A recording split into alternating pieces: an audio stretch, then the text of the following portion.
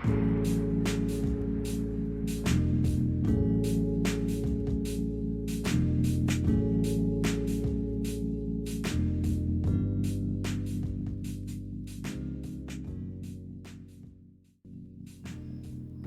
and welcome back to Save Ourselves, or if you're new here, then hi, I'm Aparna.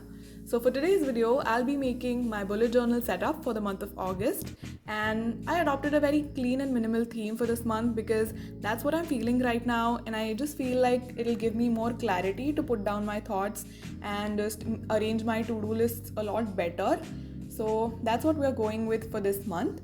And on the first page, I have a piece of handmade paper that I stuck onto it and I wrote out the word August, and that's it. I just want to keep it very minimal and clean.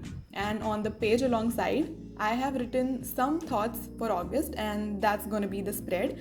So I'll be writing down my goals or things I want to start or things I want to continue in the month of August. And I just wanted my thoughts to be as elaborate as they could, so I didn't add any boxes or anything else to the spread, and that's all this page is going to be about.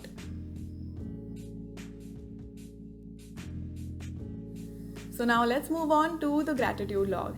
So I added my first gratitude log in the month of June as a separate dedicated spread. Before that, I tried to incorporate it into my weekly spreads for the month of May and April. But I think, dedicating a separate spread for it gives you the ability to look at all the things that you are grateful for in a month at one single glance. And I think that's so powerful because looking at all the things that you have been grateful for in the past and to be able to see all the various things that you feel grateful about gives you so much more power and just leaves you feeling so much more humble and optimistic about life, and it definitely has done that for me. So I really wanted to continue with the gratitude log for the month of August. Actually, I skipped out on it in the month of July, but then mid-July I was like, I really need to add this to my spreads because it just leaves me feeling so much more optimistic about life, and it just puts me in a very good mindset about life in general. And I appreciate the small things as well as the big things when I try to write them down and when I try to acknowledge them. So that's what I'll be using this spread for, and I really like the way that it turned out. It's pretty minimal, but it's looking great at the same time. So in between these lines, I'll be writing down one thing I'm grateful for every single day. So that's what this spread is for. Now, let's move on to the most used spreads of my bullet journal every single month.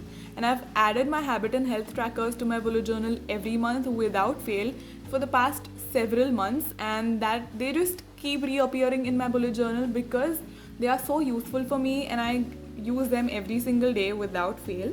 And they just let me see a lot of progress that I make in my life over a period of many days, weeks, and months at a time. And so this month I'll be tracking about 9 habits and about 6 or 7 aspects of my health. And this isn't very complicated. Maybe it seems a little intimidating when you see a spread like that, but it's actually very easy to just fill in if you've done that habit at the end of each day. So that's what I'll be doing this month as well. And usually I have simple rectangular boxes, but I wanted to do a little something different this time. So I added circles instead of rectangles, and I'll be filling them up with my black gel pen at the end of every day. And now moving on to the last spread of this setup, and that is the weekly spread.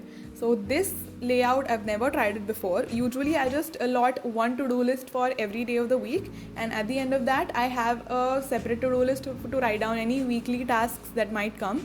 But this time I'm trying out a different layout, and it's inspired from Amanda Rachley's bullet journaling spreads from I think June or July, and she tried these out and I really like the idea, but I was wondering if they would be functional for me. So I'm just gonna give it a try and see if they work for me.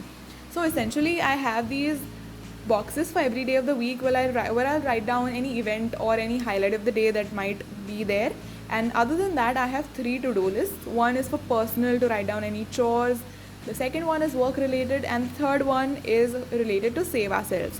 So these are the main categories in my life right now. So this I think should be functional enough.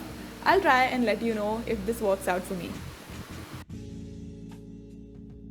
So these are all the spreads that I made for my August bullet journal, and this is the final flip through of how the spreads turned out to be. I really like this style because it's very clean and very minimal, so I think this should give me more clarity in terms of using my bullet journal. I'll keep you updated on that. And if you like this video, do give it a thumbs up and consider subscribing to my channel for more bullet journaling videos. And I'll see you next week. Bye bye.